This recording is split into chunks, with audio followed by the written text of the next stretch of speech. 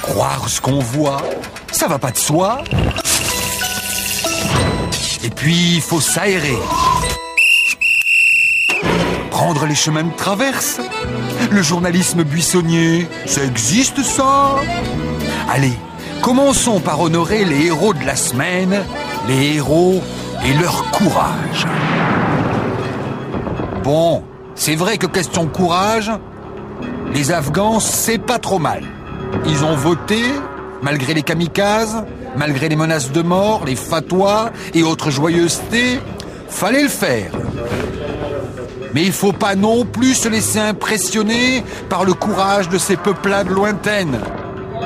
Chez nous en France, on a aussi du courage et des héros. Ils ont bravé toutes les menaces.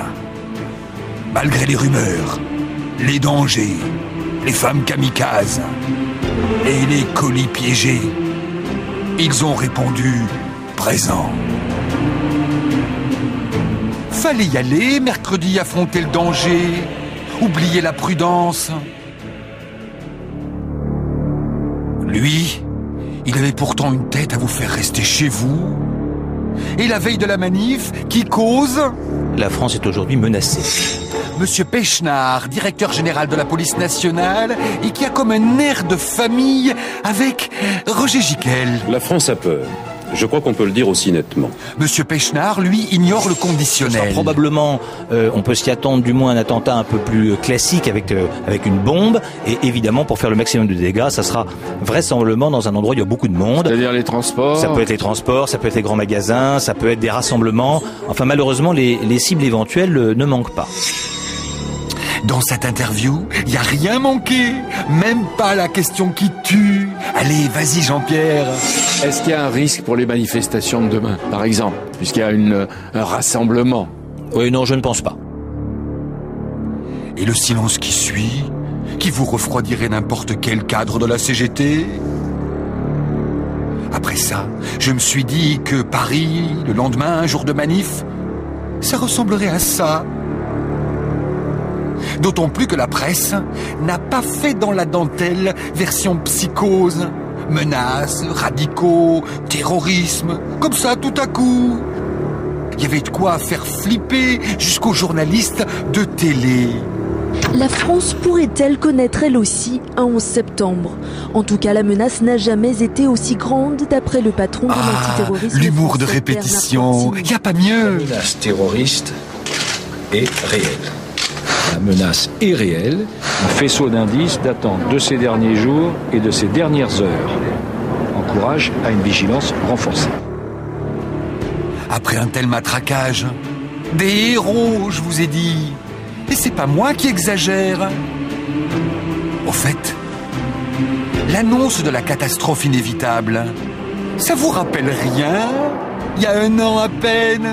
Mais si! Des gens vont mourir parce qu'ils ne seront pas vaccinés. Pour éviter qu'elle passe pour une cruche, on avait presque envie à la fin d'attraper une petite grippe, comme ça, par charité. Bref, elle a quand même réussi à faire vacciner 4 millions de Français. 10 millions selon la police. Et aujourd'hui, vous allez voir, ils vont nous ressortir le chikungunya. Ça changera de ça.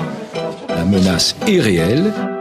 Et les députés européens, pendant ce temps, comment ils voient toutes ces affaires françaises?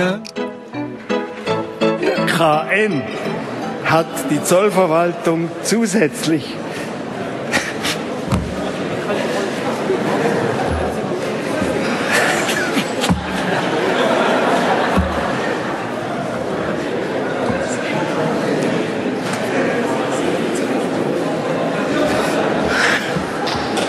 sogenannte schweizerische Erläuterung.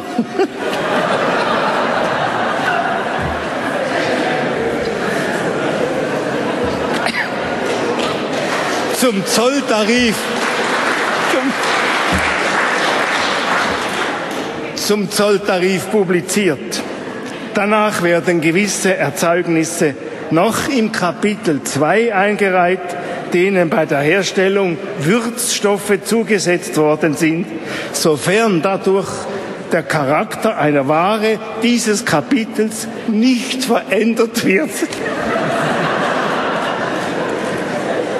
Klammer, zum Beispiel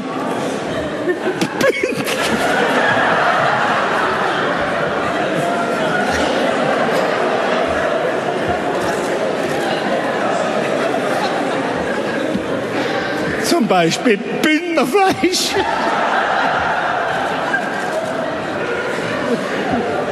Bon, d'accord. Je parle pas allemand et j'ai un tout petit peu inventé la traduction.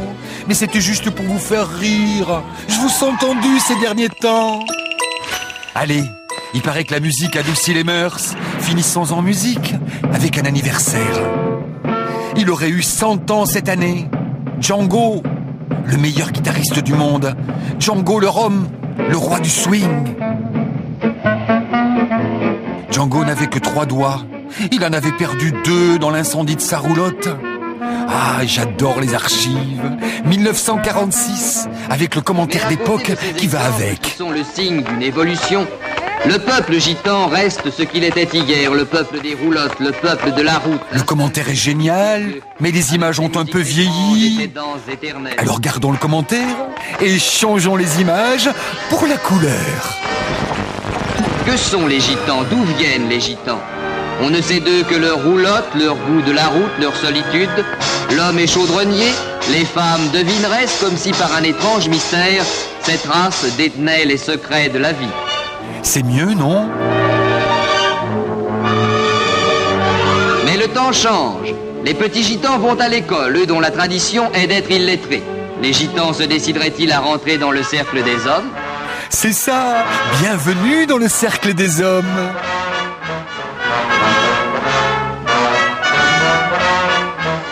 Il reste un peuple qui ne quittera les 4 planches des roulottes que pour les 4 planches du cercueil.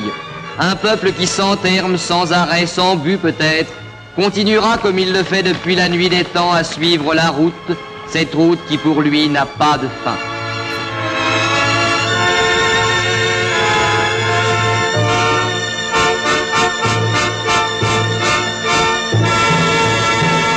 Ah, jouer avec les archives, les sous-titres, tout mélanger, c'est amusant. Et puis, je vous le dis, c'est sans danger. Ou pas.